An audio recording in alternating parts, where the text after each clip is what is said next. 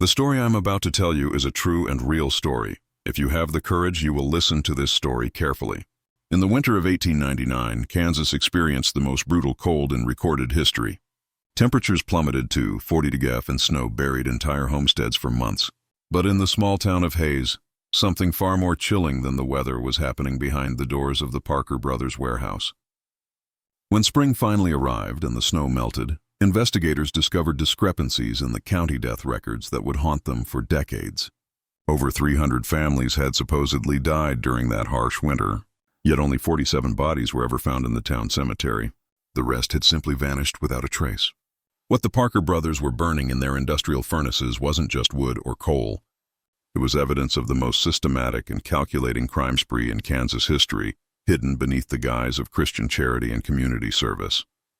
Before we uncover the disturbing truth about what Thomas and Samuel Parker did during those frozen months, I want you to know that this story contains details that have been buried in county archives for over a century. If you're fascinated by true crime stories that blur the line between fact and legend, hit that subscribe button and let me know in the comments what state you're listening from. I'd love to know how far this story reaches. The documents I'm about to share with you were discovered in a water-damaged basement in Hayes County Courthouse. And what they reveal will change how you think about survival, desperation, and the dark side of human nature. The year 1899 began with promise for Terrify of Hayes, Kansas. This railroad town of roughly 8,000 souls had weathered previous harsh winters, and the community prided itself on neighborly cooperation and Christian values. The town sat strategically along the Kansas Pacific Railway, which brought both prosperity and a steady stream of settlers looking to claim their piece of the American frontier. Main Street bustled with activity. The general store, the bank, 3 churches, and dozens of businesses that served the surrounding farming communities. But Hayes was also a town built on the edge of the unknown. Just 30 mi west lay the beginning of what locals called the Empty Lands, vast stretches of prairie where homesteaders had claimed isolated plots, often miles from their nearest neighbors.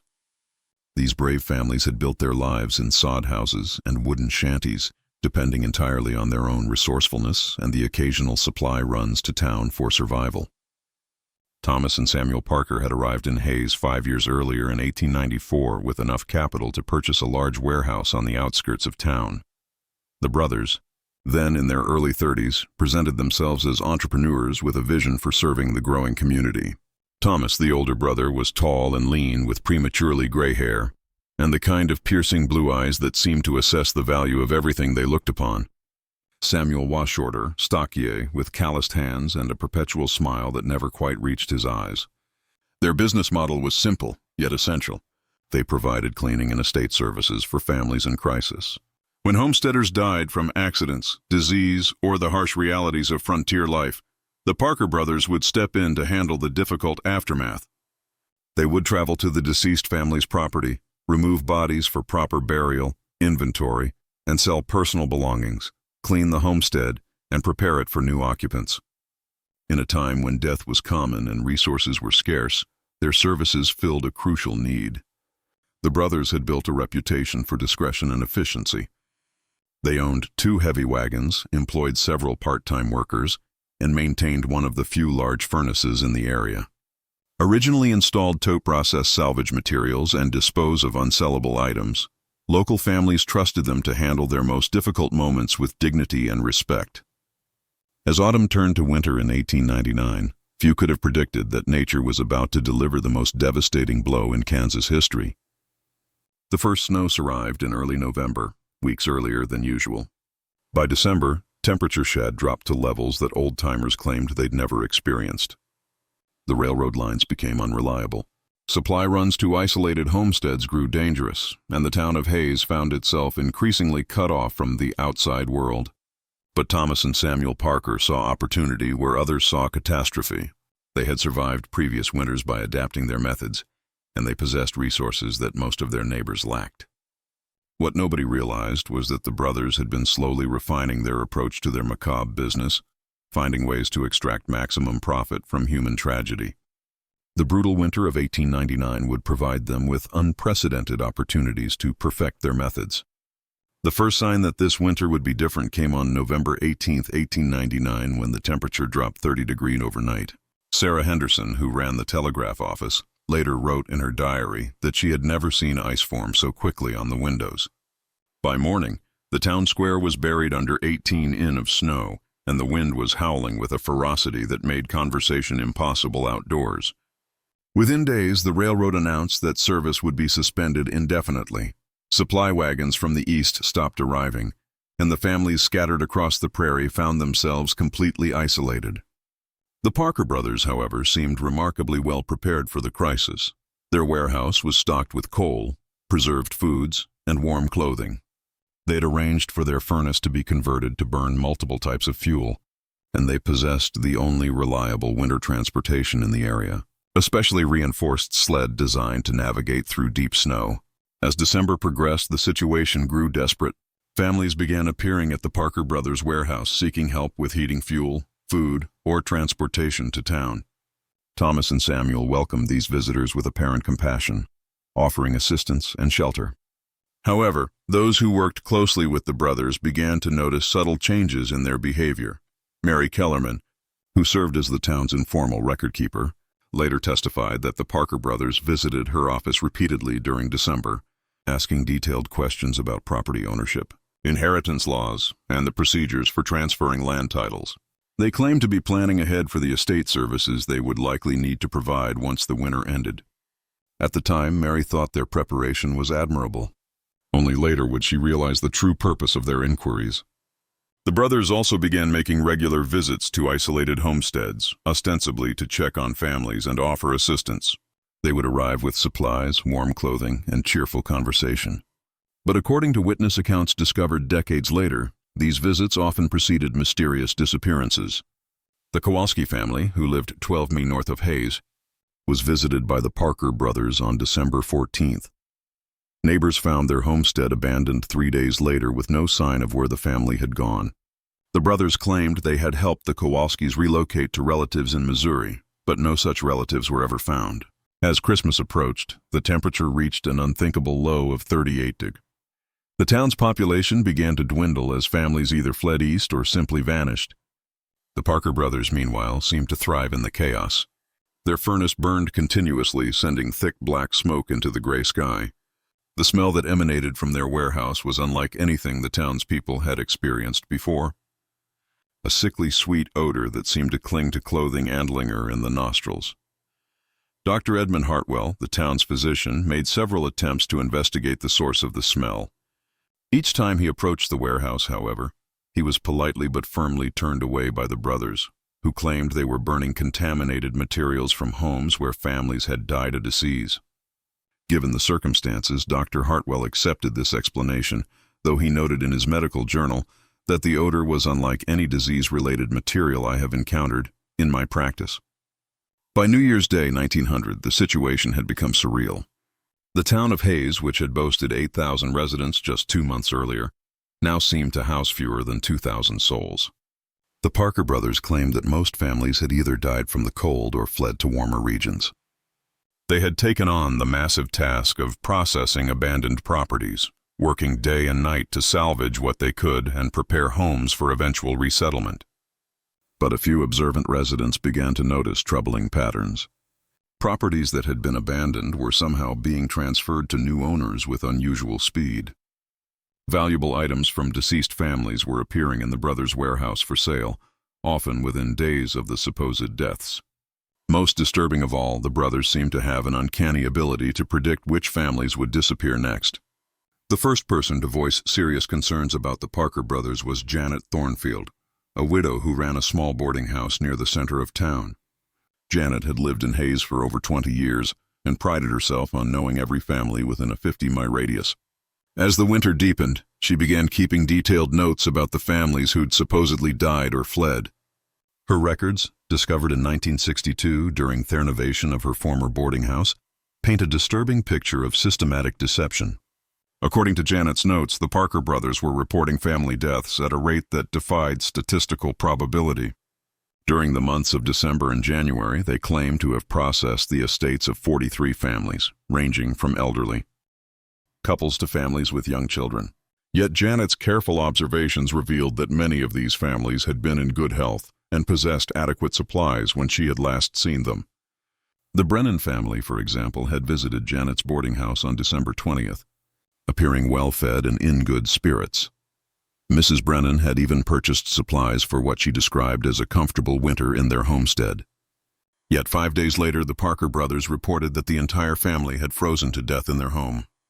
When Janet asked to pay her respects at the funeral, she was told that the bodies had been too badly damaged by the cold for a proper viewing and had been buried immediately. Similar discrepancies surrounded the fate of the Williamson family, the Krause family, and nearly a dozen others. In each case, the Parker brothers provided reasonable explanations for the deaths and handled all arrangements with apparent professionalism. But Janet's notes reveal a pattern of healthy families suddenly vanishing, followed by the rapid liquidation of their properties and possessions.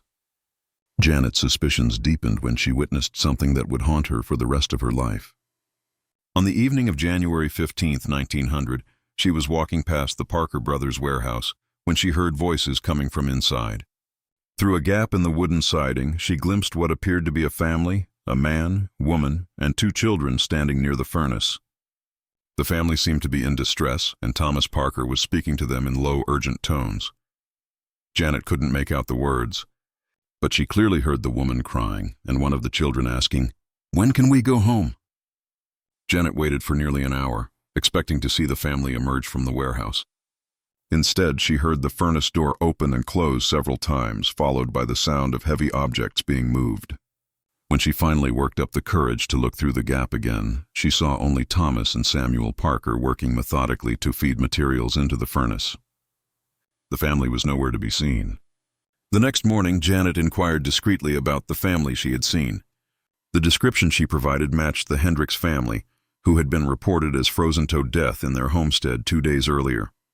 When Janet expressed confusion about having seen them alive the previous evening, she was told that she must have been mistaken. Grief and worry, the brothers explained sympathetically, could play tricks on the mind during such difficult times. But Janet was certain of what she had witnessed. She began paying closer attention to the Parker brothers' activities, watching their comings and goings, and noting the patterns of their behavior. What she discovered was a level of organization and efficiency that seemed impossible for legitimate estate services. The brothers worked with the precision of men who had perfected their methods through extensive practice, through careful observation and later testimony from surviving witnesses. A picture emerged of how the Parker brothers had transformed their legitimate business into something far more sinister. Their approach was methodical, calculated, and designed to exploit both the desperation of winter and the trust of their community. The brothers had developed what could only be described as a systematic process for acquiring and disposing of properties and their owners. They would begin by identifying vulnerable families, those who lived in isolation, had valuable possessions, or lacked strong connections to the broader community. They would then make contact under the guise of offering assistance, using their reputation and resources to gain the family's trust. Once they had established a relationship, the brothers would gradually increase the family's dependence on their services. They would provide heating fuel, food, and transportation, always presenting themselves as generous benefactors. However, according to evidence discovered later, they were actually creating conditions that made the families more vulnerable and isolated. The brothers had acquired detailed knowledge of property law and inheritance procedures, allowing them to forge documents and manipulate official records. They had also developed relationships with key individuals in the county administration, providing them with advanced notice of property transfers and legal proceedings. Most importantly, they had perfected methods for disposing of evidence that would leave no trace of their activities. When the time came to eliminate a family, the brothers would lure them to the warehouse under some pretext, often claiming they needed help with estate matters or had found relatives who could provide assistance. Once the family was inside the warehouse, they would be overpowered and killed. The brothers had designed their furnace to burn at extremely high temperatures, allowing them to dispose of bodies completely while simultaneously destroying any personal effects that might be traced. The genius of their system was that it operated within the context of legitimate business activities. The brothers were known to be estate cleaners and property processors, so the presence of personal belongings in their warehouse was entirely normal. The constant operation of their furnace was explained as necessary for disposing of contaminated materials and unsellable items. Even the smell that emanated from their operations could be attributed to burning organic materials from abandoned homes. Dr. Hartwell's medical journal discovered in 1978 provides additional insight into the brothers' methods. The doctor noted that during the winter of 1899-1900, he was never called to examine any of the bodies that the Parker brothers claimed to have found. In all cases, he was told that the bodies had been too badly damaged by cold or disease to warrant medical examination. This was highly unusual, as Dr. Hartwell was normally involved in determining cause of death for insurance and legal purposes. The brothers had also developed an efficient system for liquidating stolen property. They would sort through the belongings of their victims, keeping valuable items for later sale and burning anything that might be traced to specific individuals. They maintained detailed inventories of their acquisitions, which they would later claim represented legitimate purchases or salvage operations. Most disturbing of all, the brothers seem to have developed psychological mechanisms for justifying their actions. In letters discovered in Thomas Parker's personal effects, he described their activities as mercy work and claimed they were relieving families of the suffering they would endure during the harsh winter. Samuel Parker's diary, found decades later, contains entries suggesting that he genuinely believed they were providing a service to the community by preventing slow deaths from starvation and freezing. By mid-January 1900, the Parker brothers had reached the peak of their efficiency. The temperature had not risen above 20 degrees in over 3 weeks, and the town of Hayes was essentially cut off from the outside world. Under these conditions, the brothers operated with almost complete impunity, confident that their activities would go unnoticed and uninvestigated. During this period, they processed what they later claimed were the estates of over 60 families.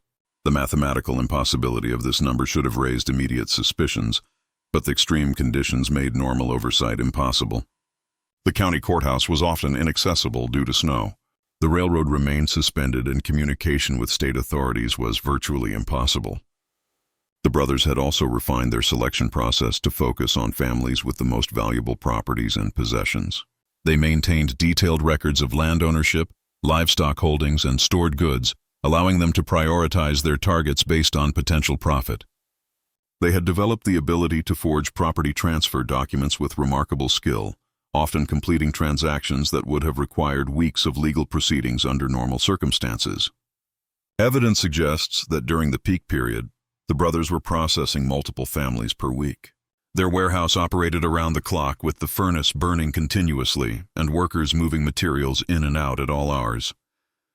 The brothers had recruited several accomplices from among the town's desperate residents, offering food and shelter in exchange for assistance with their estate services. These accomplices, who were likely unaware of the full scope of the brothers' activities, provided crucial testimony when the truth was finally revealed. They described a warehouse filled with personal belongings, furniture, and household goods from dozens of families. They witnessed the brothers sorting through clothes, toys, and personal items with the efficiency of experienced merchants. Most tellingly, they reported that the brothers maintained detailed lists of names, addresses, and property descriptions that they updated constantly. One accomplice, a man named Frank Collar, later testified that he had been employed to help move salvage materials from the warehouse to the furnace. He described carrying bundles of clothing, furniture, and what he believed to be contaminated bedding from abandoned homes. However, he noted that many of the items appeared to be in excellent condition, and some seemed to contain personal effects that families would never have left behind voluntarily. Frank also reported that the brothers maintained strict control over access to certain areas of the warehouse. There were rooms that workers were forbidden to enter, and times when all employees were required to leave the premises entirely. The brothers explained these restrictions as necessary for handling contaminated materials or processing sensitive estate documents. But Frank later realized that these were likely the times when the brothers were disposing of bodies. The efficiency of the operation was matched by its secrecy. The brothers had developed an elaborate system of explanations and cover stories for every aspect of their activities. They maintained correspondence with fictional relatives of deceased families, created fake departure notices for families who had supposedly fled to other states, and even arranged for periodic letters from families who were supposedly alive and well in distant locations. The first crack in the Parker brothers' seemingly perfect system came from an unexpected source: a child's toy that should have been burned months earlier. On February 14, 1900, a young girl named Emma Schultz was playing near the warehouse when she discovered a small wooden horse partially buried in the snow. The toy was hand-carved and bore the initials PB, Peter Brennan, the 6-year-old son of the family that had supposedly frozen to death in December. Emma brought the toy to her mother, who immediately recognized it as belonging to the Brennan family. Mrs. Schultz had seen Peter playing with the horse just days before the family's reported death, and she knew that it was his most prized possession. The idea that the toy would have been left behind or discarded seemed impossible. Peter would never have parted with it voluntarily. Mrs. Schultz shared her concerns with Janet Thornfield, who had been quietly documenting her own suspicions about the Parker brothers. Together, they began to investigate more systematically, comparing notes and observations about the families that had supposedly died or fled during the winter. What they discovered was a pattern of discrepancies that could not be explained by coincidence or confusion. The two women realized that they needed help, but approaching the local authorities seemed impossible. The sheriff, Deputy Marshal Tom Brennan, no relation to the deceased family, was overwhelmed by the crisis and had been relying heavily on the Parker brothers' reports about deaths and disappearances. The county judge was effectively unreachable due to the snow, and the state authorities were dealing with similar crises throughout Kansas. Instead, Janet and Mrs. Schultz decided to recruit other concerned residents to help with their investigation. They approached Dr. Hartwell, who had been troubled by his inability to examine any of the bodies the brothers claimed to have found. They also contacted Mary Kellerman, the record keeper, who had been uncomfortable with the brothers' repeated inquiries about property laws and inheritance procedures. This small group of investigators began meeting secretly to compare their observations and document their concerns. They discovered that each of them had noticed different aspects of the Parker brothers' suspicious behavior, but when combined, the evidence painted a disturbing picture of systematic deception and possible criminal activity. Dr. Hartwell contributed medical expertise, noting that the reported causes of death were often inconsistent with the supposed circumstances. Mary Kellerman provided insight into the legal irregularities surrounding property transfers and estate settlements. Janet Thornfield offered detailed observations about the brothers' activities and schedules. Mrs. Schultz contributed her knowledge of the families involved and their personal circumstances. Together, they began to piece together a timeline of events that challenged every aspect of the brothers' official account. They identified families who had supposedly died but whose circumstances made death unlikely. They documented property transfers that had occurred with impossible speed. They noted the absence of bodies, funerals, and the normal procedures that should have accompanied so many deaths. Most importantly, they began to develop a theory about what might actually be happening to the missing families. The constant operation of the furnace, the strange odors, the brothers' access to isolated families, and the systematic nature of the disappearances all pointed to a conclusion that was almost too horrible to contemplate. Armed with their evidence and growing certainty about the Parker brothers' crimes, the group of investigators faced a crucial decision. They could continue gathering evidence and hope that spring would bring outside authorities who could conduct a proper investigation, or they could take immediate action to prevent further deaths. The decision was made for them when they learned that the brothers were planning to visit the Kowalski family, one of the last remaining isolated homesteads in Theoria. On the evening of February 22, 1900, Dr. Hartwell and Janet Thornfield decided to follow the Parker brothers on their visit to the Kowalski family. They traveled by sled, staying far enough behind to avoid detection, but close enough to observe the brothers' activities. What they witnessed would provide the final confirmation of their worst fears. The brothers arrived at the Kowalski homestead around sunset, carrying supplies and presenting themselves as concerned neighbors.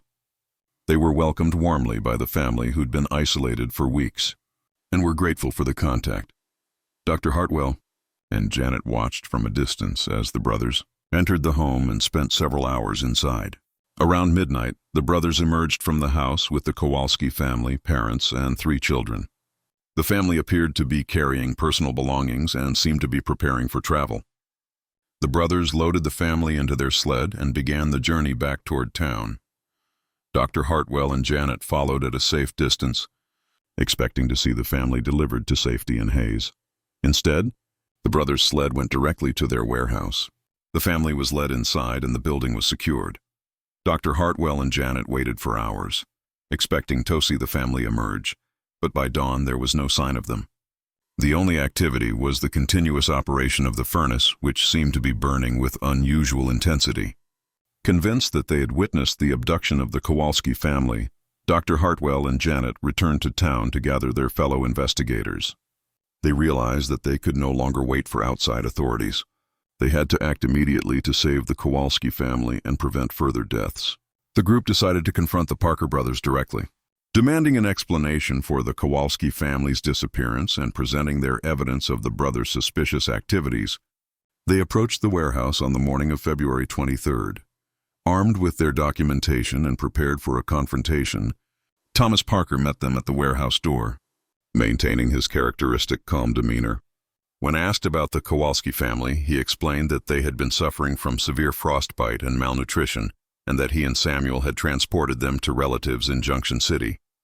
He provided detailed explanations for all of the investigators' concerns, dismissing their evidence as misunderstandings and coincidences.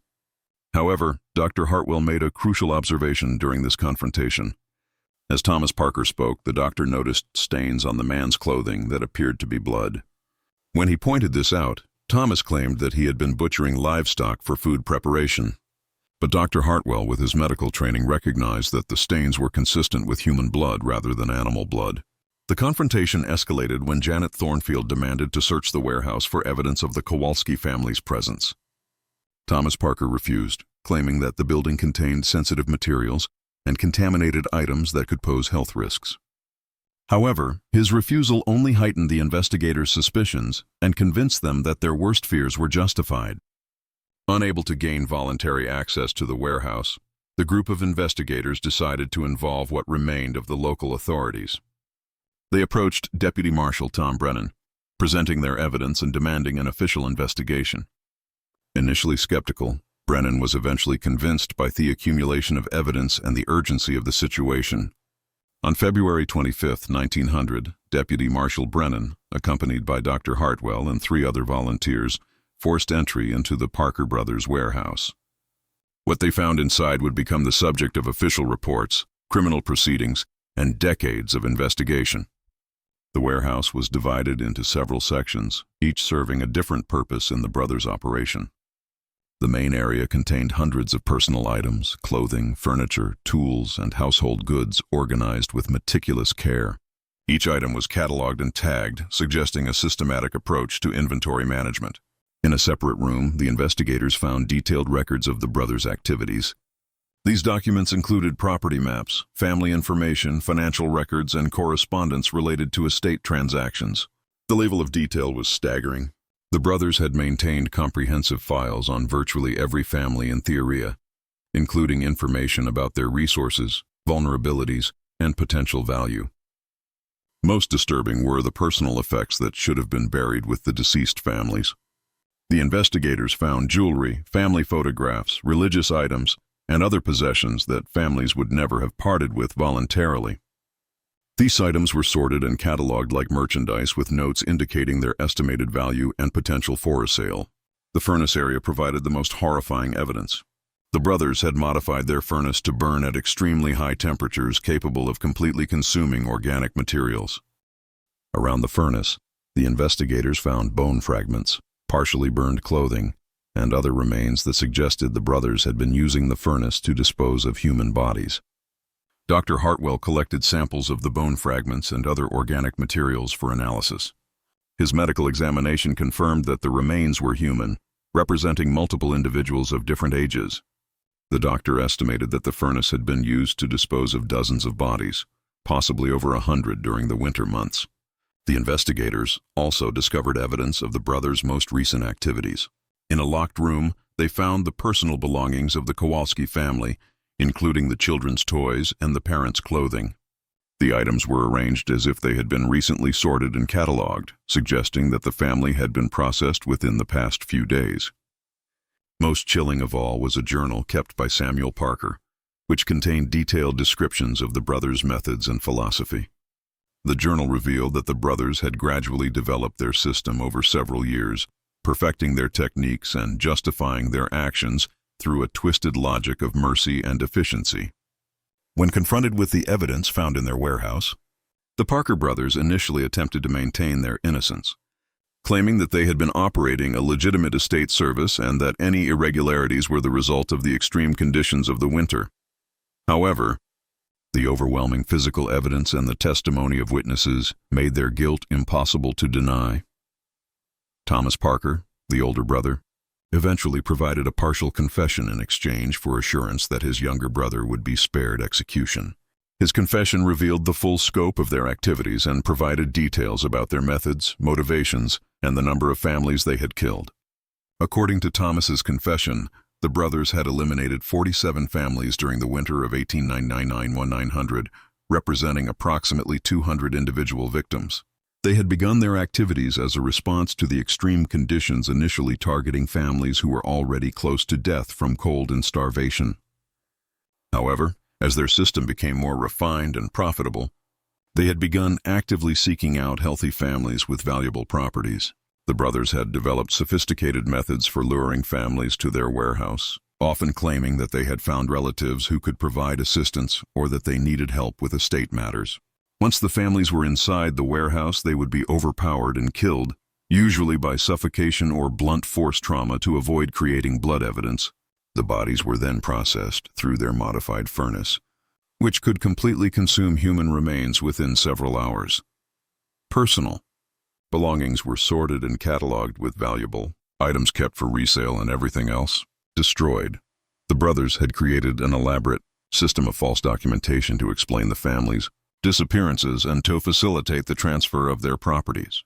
Samuel Parker, the younger brother, provided additional details about their psychological state during the winter. He described how they had gradually become desensitized to the killing, viewing it as a necessary business function rather than murder. He claimed that they had convinced themselves that they were providing a service to the community by preventing slow deaths from starvation and freezing.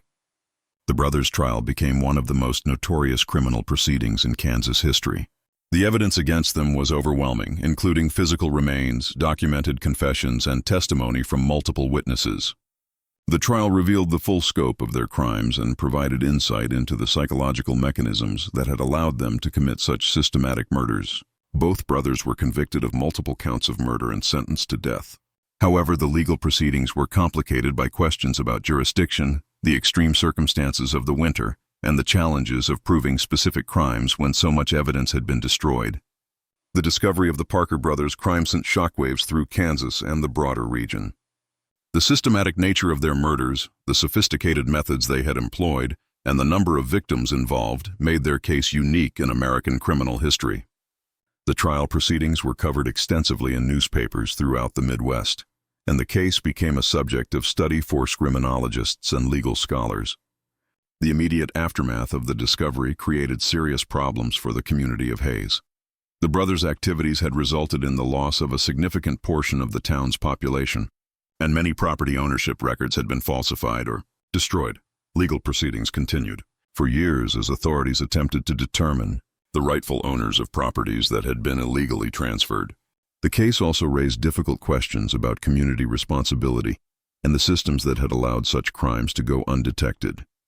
Many residents struggled with guilt over their failure to recognize the signs of the brothers' activities, and some blamed themselves for trusting the brothers despite subtle warning signs. Dr. Hartwell, who had played a crucial role in exposing the brothers, was profoundly affected by the experience. His medical journal entries from the period reveal a man grappling with the psychological impact of discovering such systematic evil within his community. He continued to practice medicine in Hayes, but never fully recovered from the trauma of the investigation. Janet Thornfield, the boarding house operator who had first suspected the brothers, became something of a local hero for her persistence in investigating their activities. However, she also struggled with the knowledge that her earlier intervention might have saved lives. She continued to live in Hayes until her death in 1934, always maintaining detailed records of community activities and remaining vigilant for signs of similar crimes. The case had broader implications for law enforcement and community oversight. It demonstrated how extreme circumstances could provide cover for criminal activity and highlighted the importance of maintaining official oversight even during crisis situations. The case became a subject of study in police meets and legal schools, used as an example of how systematic criminals could exploit community trust in extreme circumstances. Despite the extensive investigation, trial proceedings, and years of subsequent research, many questions about the Parker brothers' crimes remain unanswered. The true number of victims may never be known, as the brothers' records were incomplete, and much evidence was destroyed in their furnace. Some estimates suggest that the number of victims could have been significantly higher than the 47 families mentioned in Thomas Parker's confession. The brothers' backgrounds and the origins of their criminal behavior remain mysterious. Despite extensive investigation, authorities were never able to determine definitively whether the brothers had committed similar crimes before arriving in Hayes, or whether their activities were solely the result of the extreme conditions of the winter of 1899-1900. Some evidence suggests that they may have been involved in suspicious activities in other locations, but no definitive connections were ever established. The fate of some families remains unknown. While the brothers confessed to killing 47 families, records suggest that additional families disappeared during the winter without explanation. Some of these families may have died from natural causes or fled to other locations, but the possibility remains that the brothers' activities were even more extensive than they admitted. The psychological aspects of the case continue to fascinate researchers and criminologists. The brothers' ability to maintain their facade of respectability while committing systematic murder raises questions about the nature of evil and the factors that can lead ordinary individuals to commit extraordinary crimes. Their use of religious and charitable justifications for their actions provides insight into the psychological mechanisms that criminals use to rationalize their behavior. The case also raises broader questions about the nature of community and the systems that bind societies together. The residents of Hayes had trusted the Parker brothers based on their reputation and apparent respectability, demonstrating how criminals can exploit social trust and community bonds to facilitate their crimes. The Parker brothers were executed on October 15, 1900 at the Kansas State Penitentiary in Lansing. Their deaths brought legal closure to one of the most horrific crime sprees in American history. But the impact of their actions continued to reverberate through the community of Hayes and the broader region for decades. The case remains one of the most extensively documented examples of systematic murder in American criminal history. The surviving records, including court transcripts, witness testimonies, and physical evidence, provide a comprehensive picture of how two individuals were able to exploit extreme circumstances to commit crimes of unprecedented scope and brutality. The story of the Parker brothers serves as a reminder of the potential for evil that exists within seemingly normal communities, and the importance of maintaining vigilance even during times of crisis. Their crimes demonstrated how quickly social bonds can break down under extreme pressure, and how criminals can exploit community trust to facilitate their activities. Today, the site of the Parker brothers' warehouse in Hayes, Kansas, is marked by a simple memorial to the victims of their crimes. The memorial serves as a reminder of the importance of community vigilance and the need to protect vulnerable members of society, even during times of extreme hardship. The case continues to be studied by criminologists, historians, and legal scholars as an example of how extreme circumstances can provide cover for criminal activity, and how communities can work together to expose and stop such crimes. The investigation that led to the brothers' capture demonstrates the importance of citizen involvement in law enforcement and the power of community action in the face of evil. This story reminds us that even in the darkest moments of human history, there are always individuals willing to stand up for justice and protect their communities. The courage of Janet Thornfield, Dr. Hartwell, and the other investigators who exposed the Parker brothers' crimes serves as an inspiration for all who faced difficult moral choices in their own lives. Even after the brothers' execution, disturbing discoveries continued to surface throughout Hayes and the surrounding areas. In March 1901, nearly a year after the trials concluded, construction workers renovating the basement of the old Methodist church found a collection of personal items that had been hidden beneath the floorboards. The cache included jewelry, family photographs, children's toys, and religious artifacts that matched descriptions of belongings from families the Parker brothers had claimed to process. The most chilling discovery was a leather-bound ledger that appeared to contain detailed records of the brothers' activities dating back to 1897, 2 years before the infamous winter. The ledger entries were written in a coded system that took investigators months to decipher, but once translated, they revealed that the brothers had been systematically eliminating isolated families for far longer than anyone had suspected. According to the coded entries, the brothers had killed at least 15 families during the winters of 1897 and 1898, perfecting their methods and building their confidence before the massive killing spree of 1899. The entries described their techniques in clinical detail, including how they had learned to dispose of bodies completely, how to forge property documents, and how to manipulate community perceptions of their activities. The ledger also contained disturbing psychological insights into the brothers' mindset. Thomas Parker had written extensive justifications for their actions, describing their victims as burdens on society, and claiming that they were performing natural selection by eliminating the weak and vulnerable. Samuel Parker's entries were more practical, focusing on the logistics of their operations and the financial benefits of their crimes. Most horrifying were the entries that described the brothers' experiments with different killing methods. They had tested various approaches to murder, seeking methods that would be efficient, quiet, and leave minimal evidence. The ledger revealed that they had initially used poison obtained from agricultural supplies, but had eventually settled on suffocation and blunt force trauma as their preferred techniques. The discovery of the ledger forced authorities to reopen their investigation and reconsider the full scope of the brothers' crimes. The revelation that they had been killing families for at least 3 years meant that the total number of victims could have been well over 300 people, making their case one of the most extensive serial killing sprees in American history. As news of the additional evidence spread, several individuals came forward with stories that provided new insights into the brothers' activities. These testimonies, collected by state investigators between 1901 and 1903, painted a picture of a criminal enterprise that had operated with shocking efficiency and deception. Margaret Kowalski, the sole survivor of the family that Dr. Hartwell and Janet Thornfield had seen being taken to the warehouse, provided the most detailed account of the brothers' methods.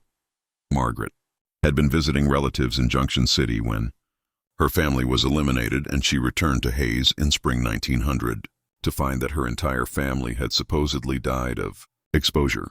Her testimony revealed that the brothers had been planning her family's elimination for months, waiting for the right opportunity when she would be absent.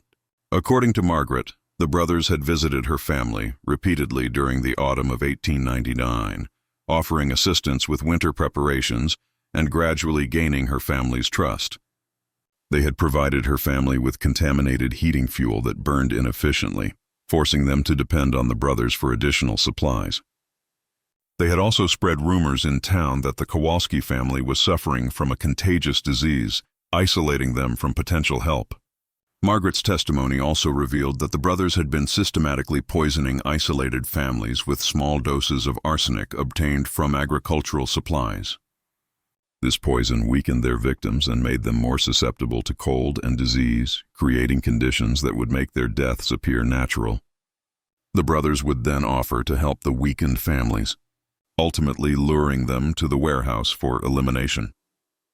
Another crucial testimony came from Henry Kellerman, Mary Kellerman's brother, who had worked briefly as a part-time employee for the Parker brothers during the winter of 1899.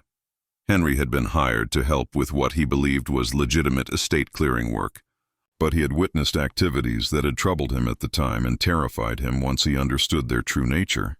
Henry described being present when the brothers processed the belongings of recently eliminated families. He had watched them sort through personal items with cold efficiency, separating valuable objects from sentimental possessions. The brothers had shown particular interest in family photographs and documents which they would study carefully before burning them in their furnace.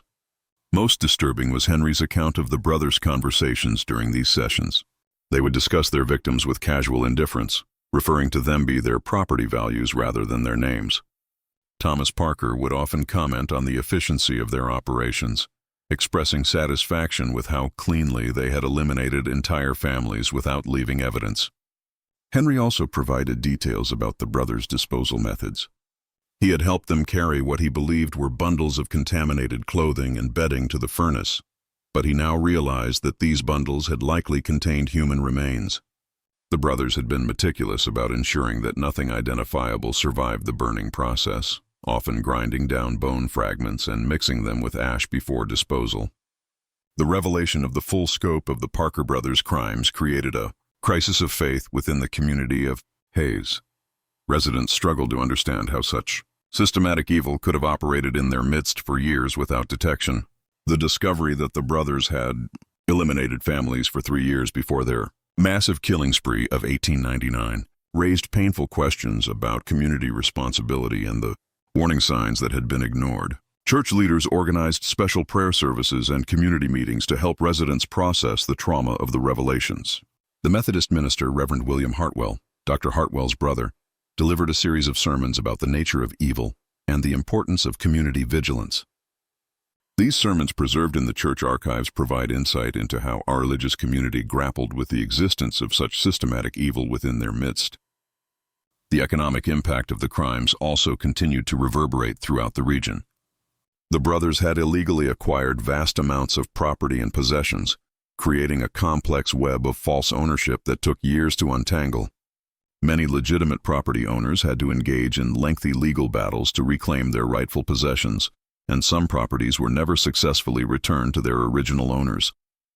The case also had broader implications for frontier communities throughout the American West. The Parker brothers' crimes demonstrated how isolated communities could be vulnerable to systematic predators who exploited the trust and mutual dependence that frontier life required. Other communities began implementing new procedures for monitoring estate services and tracking population changes to prevent similar crimes. State authorities established new protocols for investigating suspicious deaths and disappearances in rural areas. These protocols required multiple witnesses for death certifications, mandatory medical examinations of bodies, and detailed documentation of property transfers. The Parker Protocols, as they became known, were adopted by several Western states and remained in use for decades. The Parker brothers' case became a subject of intense interest for the emerging field of criminal psychology. Dr. Alienist Hamilton Craig, who had been studying criminal behavior at the University of Kansas, conducted extensive interviews with surviving witnesses and analyzed the brothers' writings and behavior patterns. His findings, published in 1904, provided one of the first comprehensive psychological profiles of systematic murderers. Dr. Craig's analysis revealed that the Parker brothers had displayed classic signs of what would later be termed psychopathic behavior. They had demonstrated a complete lack of empathy for their victims, viewing them as objects to be exploited rather than human beings with inherent value. Their ability to maintain facades of respectability while committing systematic murder indicated sophisticated psychological manipulation skills. The brothers had also shown remarkable adaptability in their criminal methods, constantly refining their techniques based on experience and changing circumstances. This adaptability, combined with their long-term planning abilities, suggested high intelligence and organizational skills that had been channeled toward criminal purposes. Most intriguingly, Dr. Craig's analysis suggested that the brothers had developed a shared delusion that justified their actions. They had convinced themselves that they were performing a beneficial service by eliminating families who would otherwise suffer slow deaths from starvation and exposure. This psychological mechanism had allowed them to commit mass murder while maintaining positive self-images. The brothers' writings also revealed a gradual escalation in their criminal thinking. Their earliest entries showed some awareness that their actions were wrong, but later entries demonstrated complete moral detachment from their crimes. This progression provided insight into how individuals might gradually become desensitized to extreme violence through repeated exposure and psychological justification. Dr. Craig's work on the Parker brothers case contributed to the development of early criminal psychology theories and influenced how law enforcement approached the investigation of systematic crimes. His findings suggested that criminals like the Parker brothers could be identified through careful observation of their behavior patterns and psychological characteristics. The most shocking discovery related to the Parker brothers' crimes didn't surface until 1907, nearly 7 years after their execution. During the demolition of an old barn on the outskirts of Hayes, workers found a hidden chamber that contained additional evidence of the brothers' activities. The chamber had been carefully concealed behind a false wall and contained items that provided new insights into the full scope of their crimes.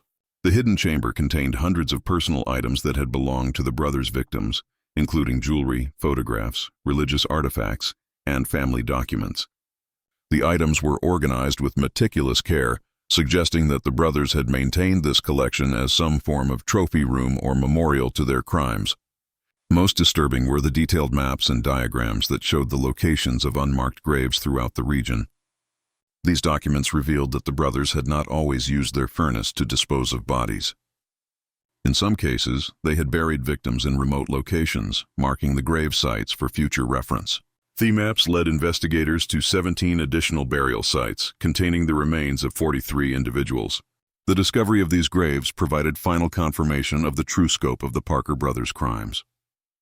Forensic analysis of the remains revealed that the brothers had been killing families for at least 4 years before their capture, eliminating an estimated total of over 400 victims. This number made their case one of the most extensive serial killing sprees in world history. The grave sites also provided evidence of the brothers' psychological deterioration over time. Earlier burials showed some attempt at respectful treatment of the bodies, but later graves revealed increasingly callous disposal methods. The brothers had gradually abandoned any pretense of human dignity in their treatment of victims, reflecting their complete moral detachment from their crimes. The Parker brothers' case had profound and lasting effects on American society, law enforcement, and criminal justice. The systematic nature of their crimes and the sophisticated methods they employed challenged existing assumptions about criminal behavior and community safety.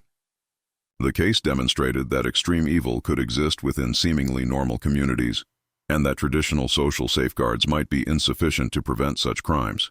The legal proceedings that followed the brothers' execution established important precedents for handling cases involving systematic murder and property fraud. The complex web of false property transfers and forged documents required new legal frameworks for restoring stolen property to rightful owners. These frameworks influenced property law and estate procedures for decades.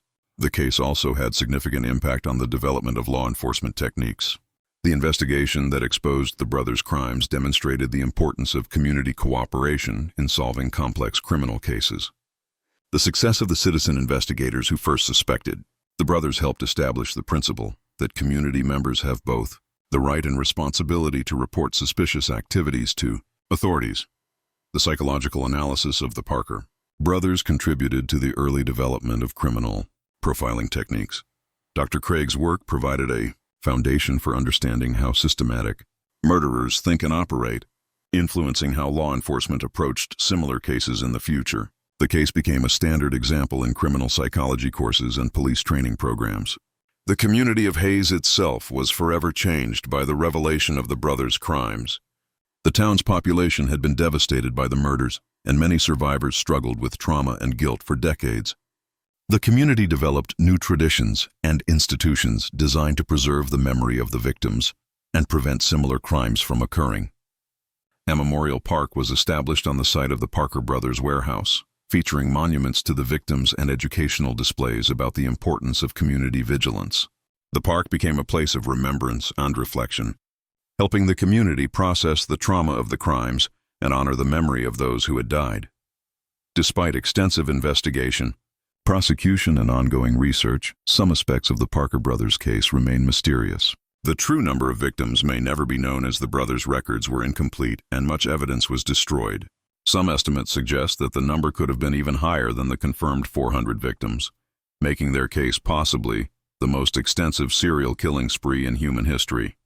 The brothers' backgrounds and the origins of their criminal behavior remain partially unclear. Despite extensive investigation, authorities were never able to determine definitively whether the brothers had committed similar crimes before arriving in Kansas, or whether their activities were solely the result of the opportunities they found in frontier communities. Some evidence suggests that they may have been involved in suspicious activities in other locations, but no definitive connections were ever established. The psychological mechanisms that allowed the brothers to commit such systematic murder while maintaining facades of respectability continue to fascinate researchers. Their ability to live dual lives, appearing as helpful community members while secretly eliminating families, raises questions about the nature of evil and the factors that can lead individuals to commit extraordinary crimes. The case also raises broader questions about the nature of community and the systems that bind societies together. The residents of Hayes had trusted the Parker brothers based on their reputation and apparent respectability, demonstrating how criminals can exploit social trust and community bonds to facilitate their crimes. The case serves as a reminder that vigilance and skepticism are necessary even in close-knit communities. The winter of 1899 in Kansas was indeed the coldest on record, but the actions of the Parker brothers created a cold that went far deeper than any temperature. A cold that touched the very soul of a community and reminded everyone that evil can lurk behind the most respectable facades. What they burned in their furnace was indeed more than wood. It was human life, human dignity, and the trust that binds communities together. Yet, the history of the Parker brothers is not ultimately about the triumph of evil, but about the power of community vigilance and individual courage to expose and stop even the most systematic crimes. The investigation that led to their capture demonstrates that ordinary citizens working together with determination and courage can overcome even the most sophisticated criminal enterprises. The case serves as a permanent reminder that freedom and safety require constant vigilance and that each member of a community has a responsibility to protect vulnerable members of society. Courage of Janet Thornfield. Dr. Hartwell and the other investigators who exposed the Parker brothers' crimes continues to inspire those who face difficult moral choices in their own lives. Today, more than a century after the Parker brothers' execution, their case remains one of the most studied examples of systematic murder in criminal history. The lessons learned from their crimes continue to influence law enforcement, criminal psychology, and community safety practices. Their story reminds us that even in the darkest moments of human history, truth and justice can ultimately prevail over the most calculated evil. Just when we thought we'd seen it all, the horror in Hayes intensifies. If this story is giving you chills, share this video with a friend who loves dark mysteries. Hit that like button to support our content, and don't forget to subscribe to never miss stories like this. Let's discover together what happens next in the annals of American crime. This mystery shows us that evil can hide behind the most respectable facades, and that the price of freedom is eternal vigilance. What do you think of this story? Do you believe everything was revealed? Or do you think there might be more victims whose stories will never be told? Leave your comment below. If you enjoyed this tale and want more horror stories like this, subscribe, hit the notification bell, and share with someone who loves mysteries. The truth is always more terrifying than fiction, and there are more stories waiting to be uncovered. I hope you will like this story very much. To see and tell such stories, subscribe to my channel.